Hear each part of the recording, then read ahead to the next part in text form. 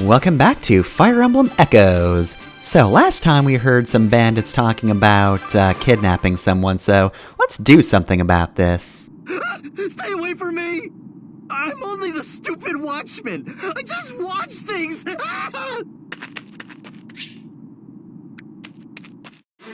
I don't know why that's there, but I appreciate it. Like, it's not like they needed to gate this area off. We couldn't access it until now. But anyway, yes, we have our first dungeon, which is something that was in the original game. Fire Emblem Gaiden was trying some new things, and it had some dungeon crawling, which was a choice, and there was probably a reason it didn't come back. But they have done their best to try and make it a little more engaging, which I think they did pretty well. Good intro to it. The enemy could be anywhere. We need to proceed carefully.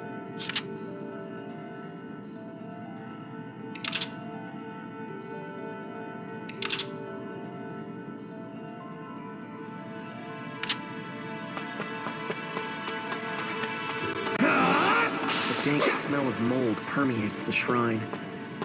It's foul, like the rogues who crawl about the place.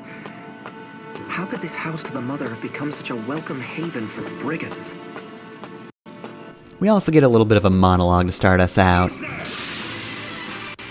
So, this is how these work. So, first things first, I got a first strike on these bandits, so those brigands over there have lost some HP.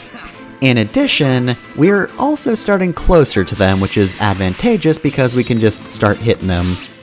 That being said, we also had some bandits come in from the side. That's because there was more than one bandit on the overworld, and so they just joined in the fight. They can do that if they're close enough. Yeah, that can be a helpful way to cut down on the number of encounters you need to clear out a dungeon, or it can just completely screw you over. Yeah, it certainly can. Depending on which dungeon you're in. Mm-hmm. Yeah, like, right here in this circumstance, it was definitely an advantage because if they didn't come in, the extra guys, we would have only had to fight 2 bandits, and honestly, that would have just gotten kind of tedious.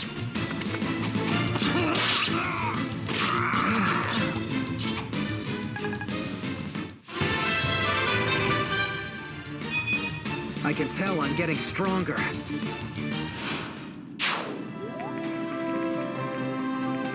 Just say the word. Allow me. So, I should also mention that dungeons work ever so slightly differently than they did in Gaiden. Basically, you were just proceeding through a bunch of rooms that you could, walk around in actively. In Gaiden, you could walk around towns and dungeons freely, but there wasn't much design to them. They were pretty simple. But there weren't random encounters, thankfully. They were basically just, you made a certain amount of progress, and then you found a room with bandits in it, or whatever have you. Yeah, but there were repeatable encounters, if I remember correctly. Yes, I think, like, in any case, like, you could go in and out, and, when you entered the room again, on another playthrough, or another run through the dungeon, then you would find the encounter again, and, like here, they're pretty simple.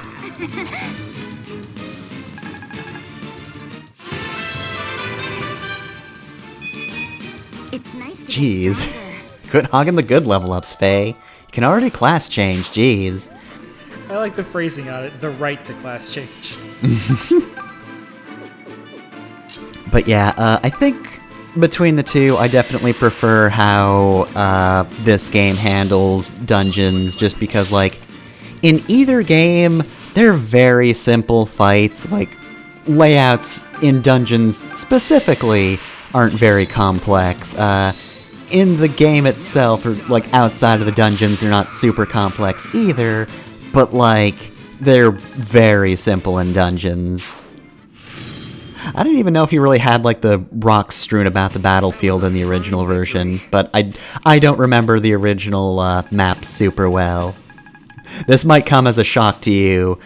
that me, the person who does not want to play Fire Emblem Gaiden, does not remember the maps that well, but it's true. I have played Fire Emblem Gaiden, and I also don't remember the maps that well. Oh, I've played it. I just don't want to do any more than I already have. I've also picked up coins. Coins can be used for, well, money. Silver and gold marks are slightly different. Gold is super rare, especially without the DLC, but you can use it to shop around and do weapon upgrades and whatever have you.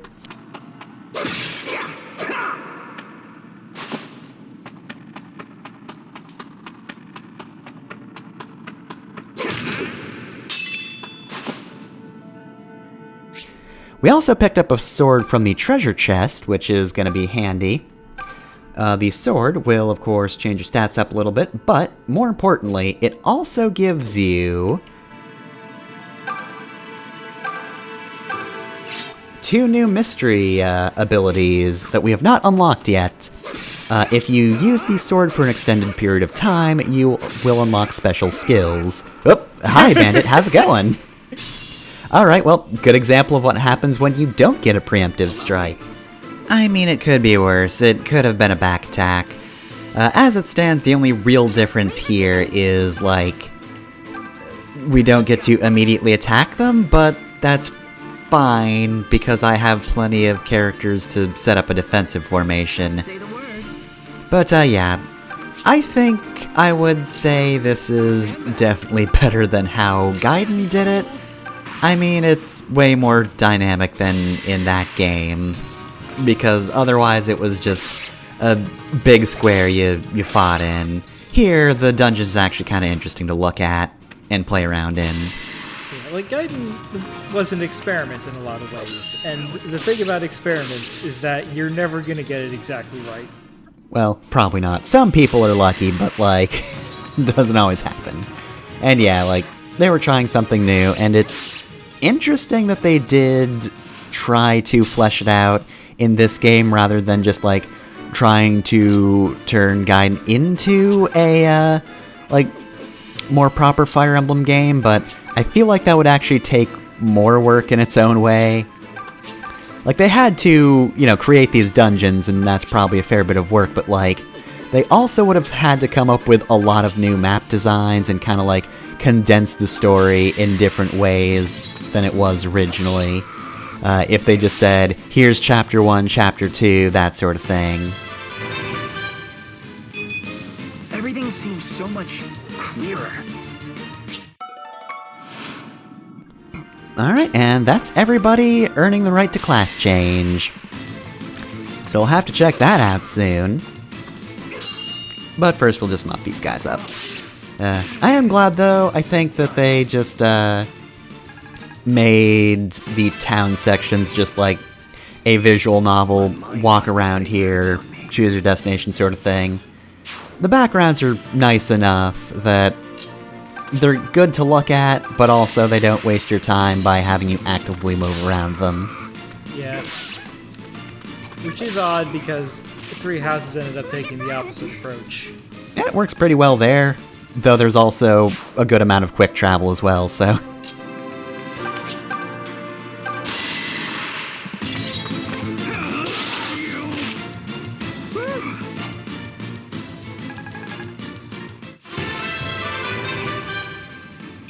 Well,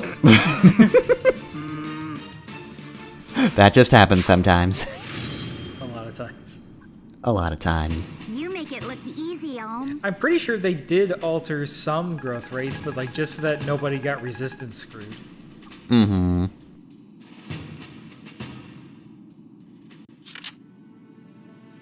Oh, hey, here's Fatigue. So, Fatigue was not in the original Gaiden, and in fact, this is actually a carryover mechanic, like, if anything, from Thracia. It works differently than it did in that game, or I guess technically it's Thracia, not Thracia, but whatever. In this game, however, I don't hate the mechanic, unlike the one in Thracia. Fatigue only really applies to dungeons, and, well, you do see the fatigue meter appear, like, at the end of, like, normal battles, but you're never going to have to go through a trial of endurance in the overworld battles like you do in dungeons. If a character's fatigue gets too low, they will basically have their HP cut, so you don't want that to happen. It's just like a temporary debuff, and not just you get damaged, but yeah. It's never a good sign of Fire Emblem when you say, this mechanic debuted in Thracia. Huh? What do you scrawny little rats want? You got nerve barging in here, just as I was getting to the main event. Kill 'em, boys, and be creative about it.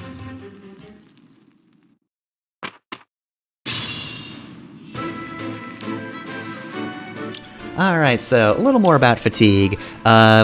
Basically, you can recover fatigue. That is, in fact, one of the main uses of the items we've been collecting. It recovers a certain amount of fatigue based on, like, whether or not a specific character likes that item. All characters have their own flavor preferences, so certain characters will like things more than others, but you'll always get at least a little bit for using an item. Also, there are, like, wines in this game, that there are wine items, but I don't think anyone can drink it, like, not even the characters who would be old enough to?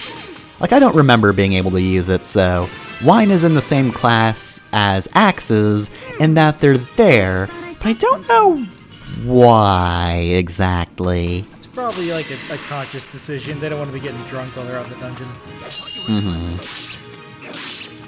Now, there's also a very helpful mechanic that can actually recover the party's entire fatigue meter, but we can't access that quite yet. You'll have to wait a few minutes for that one. Otherwise, you just use individual items. But yeah, because fatigue is pretty easy to mitigate and doesn't just, you know, it's not just a bad way to try to get you to use other characters in a very obnoxious way. I kind of just like fatigue as sort of an example of how a battle goes. Like, it's kind of cool to just, like, get through a tough battle and see that everybody was kind of tired by the end, but, you know, still persevered, that sort of thing. I think it's just a very good indication. Storytelling through game mechanics. Yeah, that sort of thing. Yeah, I forget, but I'm pretty sure you can't swap out characters once you enter the dungeon. You cannot, no. You can leave and come back, but that will also reset fatigue anyway, so yeah, that doesn't matter much. Oh, and it should be obvious, of course, but the more damage you take, that's what actually drains fatigue, which means the fact that everybody takes 1 damage for being hit does kind of matter. It won't drain super fast from that, but it still means you have to actively think about that with defensive characters. Another thing I wanted to ask regarding the food items. So since they're, you know, different preferences, does every character, or does every food item have at least one character that really likes it? Yes, there is, and I feel like I know what item you're going to ask that about. The only one I could remember being really stupid is the raw flour, because that's actually, like, really dangerous to eat. Because the horrible bacteria grows on wheat, and it's not killed in the process of turning it into flour, it's only killed when you bake it. So if you're gonna chow down on raw wheat, you gotta bake it first. Just don't mix it with anything, it'll still be wheat when it comes, or flour when it comes out. Yeah, who do you think you are? Saving one wench won't make this world any less of a pit. Alright, so I have to look at the chart real quick, but I'm fairly positive that, like, most people do hate the raw flour for very obvious reasons, but, like, yeah. Let's see, so, what does... Okay, so flour counts as rough taste. So let's see who likes rough so far. Does anybody... Well, apparently, Alm has... he sort of likes it. He's kind of neutral on it. Tobin, though, loves it. He loves rough flavors, so he would like the flour. And this game is Japanese, so I'm going to assume all of the men just hate sweets for some stupid reason. No, actually. Oh. Finally, somebody with a functioning tongue got to determine tastes for characters. Yeah, so there is actually a food category called yucky that literally nobody likes. That's the one category that everybody will always hate, but oddly enough, raw flour, not one of them. Like, I just... I bring up the raw flour because I learned that's the dangerous part of cookie dough, not the raw eggs. Raw eggs aren't smart to eat raw in, like sustained capacity, I guess. But, like, there was a fitness trend a while ago that eating raw eggs would give you more protein. It's not true. Cooking eggs brings out more protein. But, like, people used to eat a lot more raw eggs, and, like, it was relatively fine.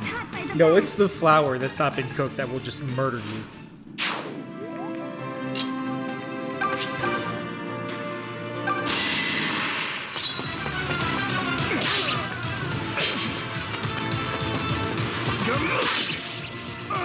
Damn!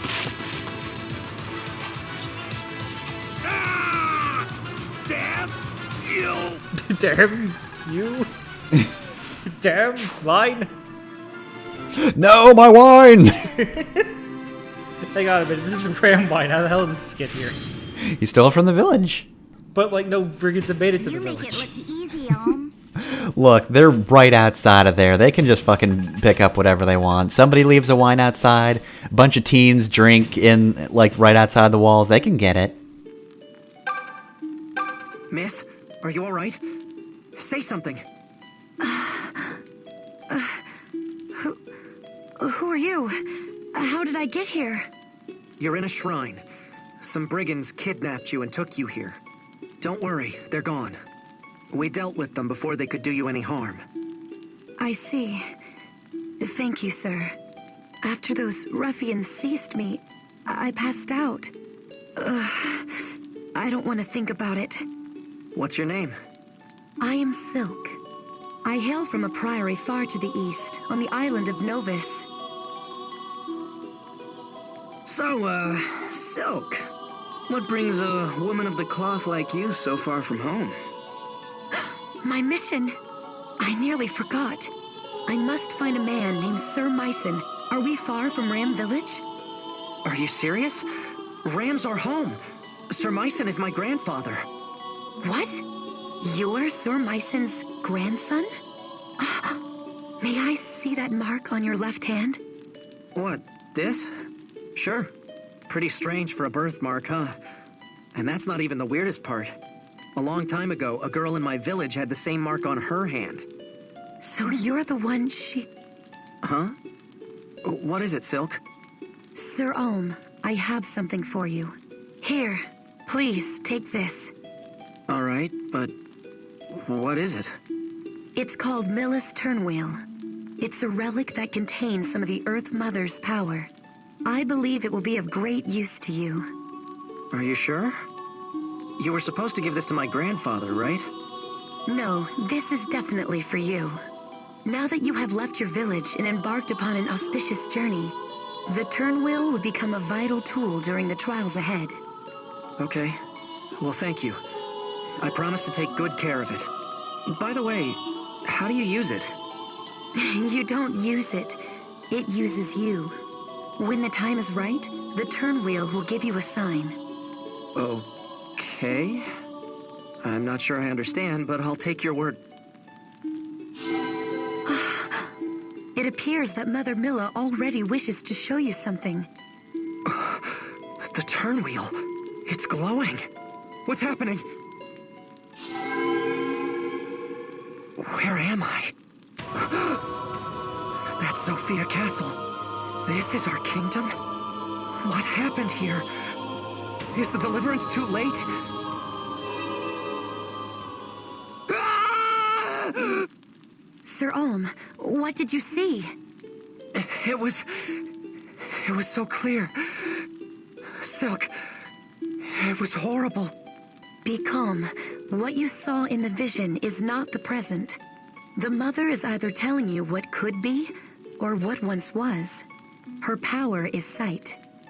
So the vision is something that's going to happen? Something that could happen. If the vision was ill-boding, perhaps it was a sign. A sign that the Mother wishes for you to take action in order to prevent it.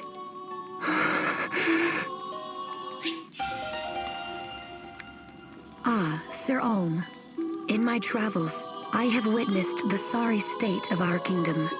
With no goddess to bless them, and no king to rule, most Sophians are at a loss. And I, for one, refuse to stand by and watch them suffer. I would ask for permission to accompany you on your quest. Alright, I don't see why we wouldn't. Alright, so Silk joined us.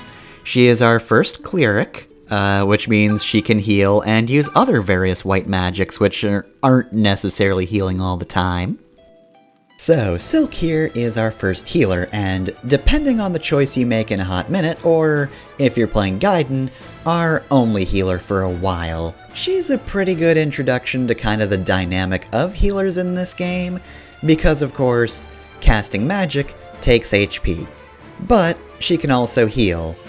No, I don't mean she can use the heal spell on herself or anything. No, Nosferatu is a spell that will actually take life from the target and give it back to Silk. So typically in this game, your healers are going to be yo-yoing with their HP. So pretty much just expect that from Silk for the most part. Her stat growths are pretty solid all around. Again, resistance 4% doesn't seem very good, but look at what everybody else has. And then look at her base resistance. Yeah, mages aren't really going to be able to do much to her. Physical attackers, on the other hand, are, unsurprisingly, her big weakness, as they normally are for healers. Though, really the main issue with Silk, if anything, is her low skill growth rates and base stats. Nosferatu isn't a spell with a lot of accuracy in the first place, and Silk's growth rates really don't help that. Now granted, that doesn't make Nosferatu completely useless. That being said, do be wary about sending Silk out into the fray. Basically, a bad streak of luck will absolutely kill Silk. But if you just have a wall of meat, and perhaps also a good streak of luck, Silk should be just fine, provided she doesn't take too much heat at a time. Also noteworthy is her very low learn level for the spell Warp, which lets you send units from wherever she is to a little farther in the map. Her range isn't limitless, sorry if you're used to Gaiden, but she'll still help shorter movement units get back into the fight as quickly as possible, so that does make her a very useful early game unit. And considering Faye can't learn Warp at all, that means Silk has a distinct advantage as a healer, so she's not going to be outclassed by Faye just because she's a little squishy. I mean, she's a lot squishy, but she can put blood back in her. If she can just successfully steal other people's blood, she's fine. She's good to go. Oh, and we actually forgot to mention it in the episode, so I'll just mention it here. Silk's voice actress in the English dub is Bonnie Gordon. I do not recognize many of her roles outside of Rainbow Mika from Street Fighter V and Bounce Man from Mega Man 11, so I guess we'll be hearing more of her later this year. That'll be a weird place for her to show up. But hey, we're gonna fight a robot master who is Silk. Cool? Can also take a look around here, get some mana herbs. I think that's just about all there is to check out though, so let's look at the Mila statue. Welcome, child of fate. I am a servant of Mila. Present to me those who are worthy. By my master's will shall I bestow upon them new power. So, the Mila statue can do a bunch of things, but most importantly right now is class change. Let's check out the make an offering first. This is what I was talking about earlier. If you provide one item, it will give you a certain amount of fatigue for the characters, or it'll clear it rather. It won't make you more tired. You give her something she hates, she's like, fuck you, this sucks. Throws it back at you. So, class changes. As noted before, everybody sort of has a canon path. except Fae, but you can pretty much choose whatever they have available to them, and as villagers, they have a lot of options. So, male villagers get Cavalier, Soldier, Mercenary, Archer, and Mage. Gray, of course, excels as a mercenary, and by class changing, he'll also get a bonus to certain stats. Yeah, for the villager class change specifically, you could ignore the Fire Emblem standard of waiting as long as possible to upgrade your classes. Yeah, you want to change as soon as possible. Really, in general, you do as well. It's not like a super important reason to keep them, but you do have to at least level up enough. The thing is, the level up stat gains are pretty low in this game, and the class change stat boosts are pretty high. So it's not as... you're not going to be debilitated unless you try to do the post-game stuff. But if you're doing the post-game stuff, you probably have access to the stuff that gets around the problems that come from an early class change, so you should be fine. I can do this. I can do this.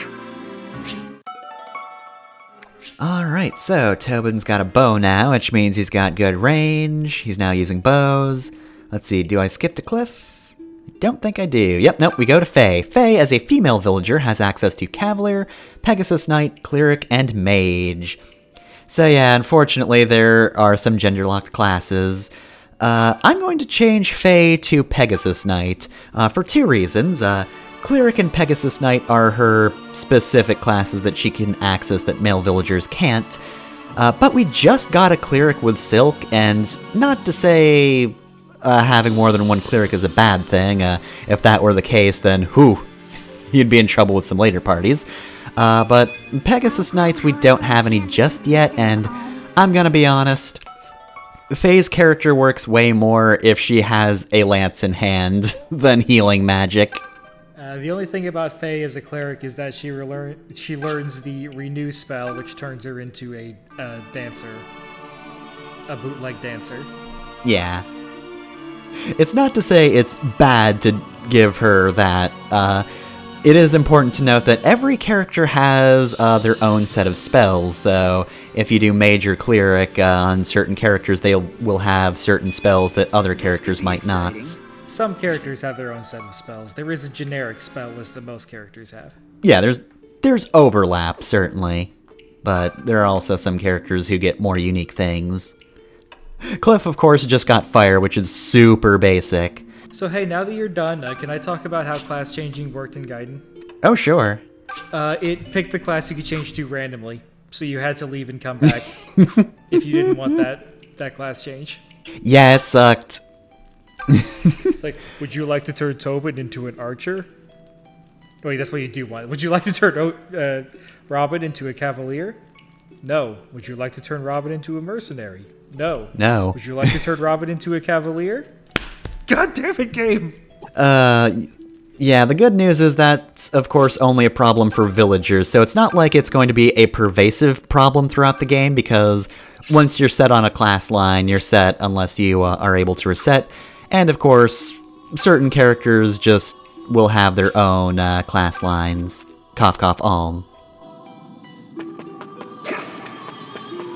We've also got fountains back here. We have Water of Speed and Water of HP. Be very careful about what you give characters, because you only get 3, and that's not 3 of each fountain, that's only 3 between the 2 fountains.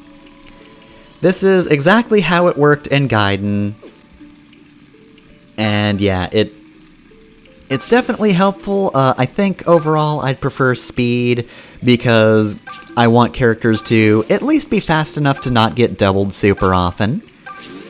HP, I can mitigate that. You know, if I don't get hit or heal, then it's fine. But yeah, the other Sacred Spring ran dry even though I took no HP water. Oh, and we actually have conversations here. Are you used to all this fighting yet, Olm? You always were braver than me. I remember when we were children, and those knaves cornered us in the woods. You came to our rescue like a knight in shining armor. Look at you. You're blushing. But it's true. You've always been my knight, you know? Then and now. And Lucas. Greetings, Alm. Have you grown accustomed to all the fighting yet? Ah, of course. I suppose I needn't even have asked. No matter how quiet a village you hail from, in the hands of a capable teacher, one can become every bit as strong as a royal knight. I find that thought quite inspiring. I grew up in the borderlands as well, though not the same as yours. Some in the Deliverance ridicule me for this, calling me a backwater noble. But unlike them, I rose above my origins on my own merits. And as a result, here I stand today. You never can truly tell where life is going to take you, Alm. Alright, so yeah, in certain villages and Mila's shrine areas, characters will randomly appear and have a bit of dialogue. It changes between, like, chapters, of course, and you might miss some because, again, it's random what you actually get, but it's nice. I like just having characters give a bit of extra input.